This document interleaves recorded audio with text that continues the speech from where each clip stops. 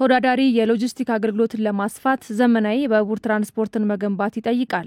ኢትዮጵያም ዓለም አቀፍ ደረጃን የጠበቀ የሎጂስቲክ አገልግሎትን ለመዘርጋት የባቡር ስርዓቷን እያጠናከረች መሆኑን የኢትዮጵያ የምድር ባቡር ኮርፖሬሽን ባዘጋጀው ብሔራዊ የባቡር ቢዝነስና ኢንቨስትመንት ጉባኤ ተመላክቷል። የኢትዮጵያን የባቡር ኢንዱስትሪ ደረጃን ከማሻሻል ረገድ የተያዙ እቅዶች የቀረቡበት ነው ብሔራዊ የባቡር ቢዝነስና ኢንቨስትመንት ጉባኤ። በመድረኩ ንግግር ያደረጉት የትራንስፖርትና ሎጂስቲክ ሚኒስትር ዴኤታ ዳንጌ ቦሩ የባቡር ኢንዱስትሪን ማጠናከር የትራንስፖርት ዘርፉን ከማስፋፋት የተሻገረ ስለመሆኑ ተናግረዋል። የባቡር ትራንስፖርት ዘርፍን ማሳደግ ከጊዜና ከገንዘብ አንጻር ወጪ ቆጣቢ መሆኑን ያነሱት ሚኒስትር ዴኤታው አስተማማኝ የባቡር ኢንዱስትሪን መገንባት ለኢትዮጵያ አማራጭ የሌለው ጉዳይ ነው ብለዋል።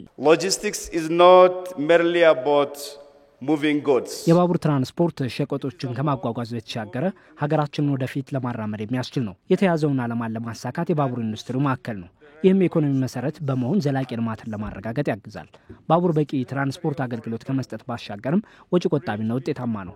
ኢትዮጵያ ደረጃውን የጠበቀ የሎጂስቲክ አገልግሎት ለመገንባት የባቡር ትራንስፖርትን ማዘመኑ አማራጭ ሳይሆን ግዴታ ነው። A railway is not optional. It is essential.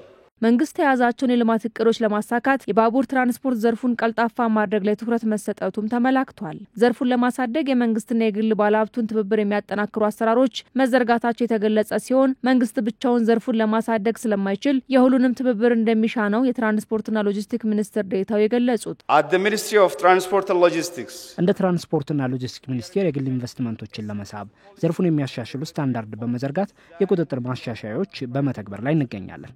የመንግስትና የግል አጋርነት ለማጠናከርም የታሪፍ ህጎች ስታንዳርድ የፕሮጀክት ፋይናንስ ለማጠናከር ተቋማትን በማስተባበር እያጠናከረ ነው። የጥረት ኢትዮጵያ የትራንስፖርት ሎጂስቲክ አሰራርን ለማዘመን የያዘችው ዓላማን ለማሳካት ትብብርና ኢንቨስትመንትን ያጠናክራል። integrated and investment friendly. ኢትዮጵያ የተገነቡ መሰረተ ልማቶችን በማጠናከር አዳዲስ የባቡር መስመሮችን ለመዘርጋት እቅድ መያዟም ተገልጿል። ለአብነትም የአዋሽ ኮምቦልቻ ሐረርጌ ባቡር መስመር፣ ሐረርጌ መቀሌ ባቡር መስመር ዝርጋታ በሂደት ላይ ካሉ ፕሮጀክቶች የሚጠቀሱ ናቸው። እንደ ሀገር የተያዘውን የቱሪዝም ዘርፍ ለማሳደግም በቅርቡ በጠቅላይ ሚኒስትር ዶክተር አብይ አህመድ አማካኝነት ለአገልግሎት ክፍት በሆነው የሶፍ ኡመር ዋሻና ሎጅ በመጀመሪያ ምዕራፍ 2 ኪሎ ሜትር የሚደርስ የባቡር መስመር ተገንብቷል። ይህም በራስ አቅም የባቡር ትራንስፖርት ዘርፍን ለማሳደግ የሚሰራውን ስራ የሚያንጸባርቅ መሆኑ ሙን ነው። በራሳችን ካፓሲቲ ቢያንስ ከውጭ ኤክስፖርት የምናደርጋቸውን ነገሮች ትተን ቢያንስ የተለያዩ ሲቪል ወርኮችን እንዲሁም ደግሞ እዚህ ማንጠፍ የምንችላቸው መስራት የምንችላቸውን ሀዲዱን ማንጠፍ የተለያዩ ስራዎችን በሎካል ካፓሲቲ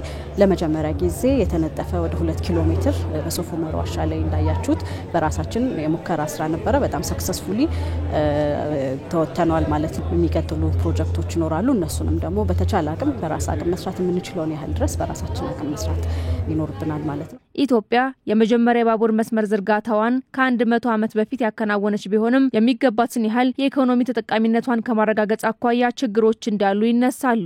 አሁን ላይ የሚሰሩ ፕሮጀክቶች ወጪ ቆጣቢ እንዲሆኑ ብሎም ኢንቨስተሮችን ለመሳብ የሚረዱ አሰራሮች መዘርጋታቸውም ነው የተገለጸው። ፖቴንሻል ኢንቨስተሮችን ወደዚህ መጥተው እነዚህ ፕሮጀክቶችን ወደ እውነታ ሊቀይሩልን የሚችሉ የተለያዩ ኢንቨስተሮችን ለመጋበዝ ችለናል። ዛሬ እንግዲህ ብዙ ፕሮጀክቶቻችንን ላውንች ስላደረግን ቀጣይ የተለያዩ ፓርትነርሺፖችን እንጠብቃለን። የኢንቨስትመንት ሰሚት ነው እንዳያችሁት። ስለዚህ ከዛ ከኢንቨስትመንት ሰሚት ይሄንን ጥሩ ውጤት እናገኛለን ብለን እንገምታለን። በሬልዌይ ቅድም አድሬስ ለማድረግ እንደሞከር ነው የሚፈጀው በጣም ከፍተኛ ሂዩጅ ካፒታል ኢንቨስትመንት ኮስት ነው። ምክንያቱም የምንበደረው ያው ከውጭ ብድር ነው።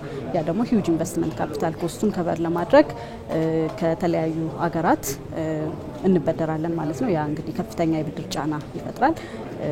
ያንን ታክል ለማድረግ በእኛ በራስ ኃይል በራሳችን መስራት የምንችላቸውና ወጪውን ሚኒማይዝ ባደረገ መልኩ መስራት የምንችለውን ያህል እኛ ለመሞከር ነው እንግዲህ ይህን ኢኒሼቲቭ የጀመርነው። በአፍሪካ የንግድ ትስስርን ለማጠናከርና ዓለም አቀፍ ተወዳዳሪነትን ለማጠናከር የባቡር ኢንዱስትሪ ዘርፍን ማሳደግ ላይ በትኩረት መስራት እንደሚገባም ተገልጿል።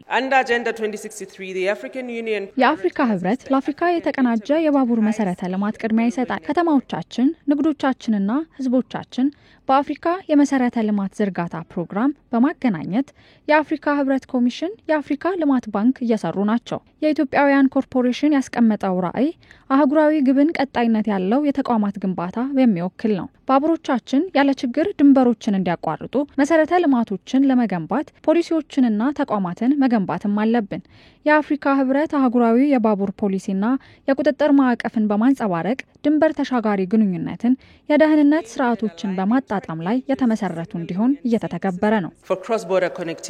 የባቡር ዘርፉን ለማሳደግ መሰረተ ልማትን ማጠናከር፣ የኢንዱስትሪ ፖሊሲና የፋይናንስ አማራጮችን ማስፋፋት እንደሚገባም ተመላክቷል።